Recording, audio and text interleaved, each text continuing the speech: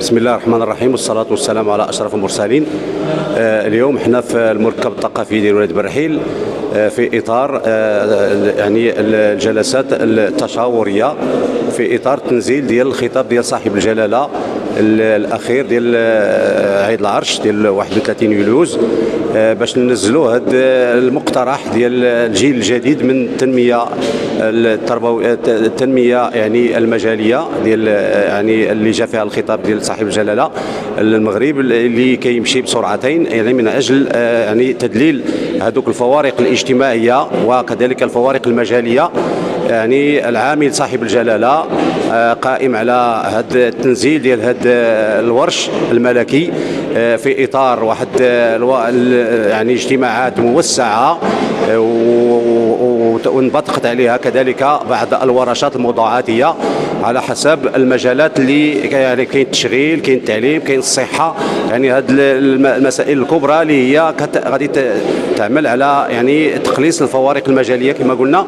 وفي هذا الإطار هذا يعني اليوم كنحضروا هذا اللقاء اللي برئاسة السيد رئيس الدائرة ديال ولاية برحيل وحضور البرلمانيين وكذلك المجتمع المدني وكذلك يعني الناس اللي عندهم علاقة بالتعليم وعندهم علاقة بالصحة، باش ندرسوا هذه المسائل اللي باش يعني نعطوا واحد النموذج كما بغى صاحب الجلالة، واحد النموذج من الجيل الجديد ديال التنمية المجالية من أجل تقليص الفوارق اللي يعني اللي ذكرناها في الاول. وهذا الشيء راه يعني كيظهر لنا بانه غادي بواحد الطريقه يعني صريحه وموضوعيه باش نوقفوا على جميع النقاط التي تستجيب يعني العمل بها، باش ننزلوا هذا الورش الملكي الارض الواقع، باش يعني يكون واحد يعني نعطوا واحد الوقت كبير للتنميه المجاليه، باعتبار هذا النموذج الجديد اللي يعني لا يعتمد على الطرق التقليديه في تنزيل هذه المشاريع وتنزيل هذه الاوراش. وما نساوش بان كاين واحد يعني واحد المجال اللي هو مهم، وهو المجال ديال الرقمنه، لان المجال ديال الرقمنه ولا في هذا الوقت ديالنا وكذلك الذكاء الاصطناعي كيلعب واحد الدور مهم في التنميه. ونعرفوا بان كذلك باش يكون عندنا واحد التنميه لابد من ان تكون واحد الصحه، لان المواطن اللي عنده يعني كيتمتع بصحه جيده فهو اللي غادي يعمل على توفير هذه التنميه في اطار هذا المشروع الملكي الشامل الذي يسعى صاحب الجلاله الى تنزيله على ارض الواقع. والسلام عليكم ورحمه الله. السلام عليكم ورحمه الله. معكم الحسن أيد عبيبو، نائب رئيس جماعه اولاد عيسى. اليوم كنتواجدوا بالمركب الثقافي أولاد برحيل، وذلك استجابة للدعوة ديال السيد رئيس دائرة أولاد برحيل من اللي الهدف ديالها هو لقاءات تشاورية من أجل تشخيص حاجيات دائرة أولاد برحيل. هذا اللقاء كيأتي على هامش عدد من اللقاءات اللي انعقدوا على مستوى عمالة إقليم تارودان تحت رئاسة السيد عامل الإقليم، وذلك بتوجيهات ملكية في إطار إحداث واحد القفزة نوعية في المشاريع الجديدة المندمجة، والتي سيكون لها إن شاء الله وقع على المواطن، خصوصا المواطن في المناطق الجبلية وكذلك في المناطق النائية وفي المغرب العميق، وذلك مصداقا للقول ديال جلالة الملك أن نجعل قطيعة مع مغرب يمشي بسرعتين.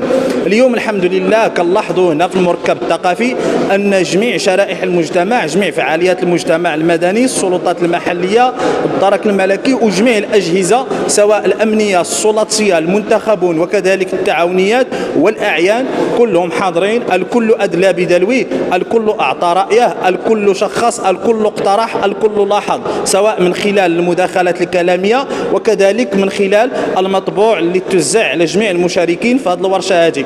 كننتظروا الآن إن شاء الله أن السيد رئيس الدائرة يفرغ من الردود حول التساؤلات والملاحظات ديال الإخوان اللي في القاعة، باش نمروا للورشات الأخرى اللي هي ورشات يعني كل ورشة كاين عندها واحد الموضوع ديالها، سواء في التعليم، في الصحة، في البنيات التحتية، بزاف ديال القطاعات. كنشكروا كذلك المنابر الإعلامية اللي حضرت معنا لهذه الورشة هذه ولهذا اللقاء التشاوري، وحنا جد سعداء لأننا كنشوفوا أن اليوم كاين واحد البعد ديال الاستماع للمواطن والإنصات للمواطن، سواء النساء، سواء الشباب، سواء المنتخبون، سواء فعاليات المجتمع المدني. السلام عليكم. معكم عزيز الكريم من قبيلة قداشة جماعة تلك جند. اليوم جينا لهذا اللقاء التشاوري اللي نظموا رئيس الدائرة ديال البرحيل من أجل إشراك الشباب وفعاليات المجتمع المدني، من أجل وصل المشاكل ديالهم والهموم ديالهم والرسالات ديالهم اللي كيعانيوا في المناطق الجبليه والمناطق الحضريه. وهذا اللقاء فرصه للشباب باش يعطيوا اللقاء، يعطيوا الاقتراحات ديالهم حتى هما يشاركوا في هذا التنميه المندمجه في جيلها الجديد. وكما قلنا راه اهل مكه ادرى بشعابها، لان الا ما كاينش الديمقراطيه التشاركيه للشباب في المسائل السياسيه والتنميه ديال البلاد راه ما كاين والو، لان الشباب هي ركيزه اساسيه للتنميه البشريه. احنا مثلا في قبيله قداشة راه درنا واحد المداخله ديال مع الساده، عندنا واحد المشكل ديال تقريب الاداره للمواطن راه هضرنا عليها، راه هي شعارات وصافي. عندنا مثال هضرنا على البطاقه الوطنيه، الا غتقاد البطاقه الوطنيه خصك تسافر وتعاني باش تقاد البطاقه الوطنيه، هي حق واجب لاي مواطن، ولكن مع ذلك هي ضروريه وكيعاني منها. كيمشي من جماعه تلك جند حتى قياده تافيل قلت مرورا بجماعه تلك جند عاد يمشي للتارودانت، عمل التارودانت باش يقاد واحد البطاقه اللي هي حق ديالو. وهذا الشيء راه معاناه ديال الساكنه. وراه واحد المشكل اخر، عندنا واحد المستوصف في قبيله قداشة، ملي كنت انا باقي صغير لقيت ذاك المستوصف كاين الجدران ولكن النتيجه ما كايناش.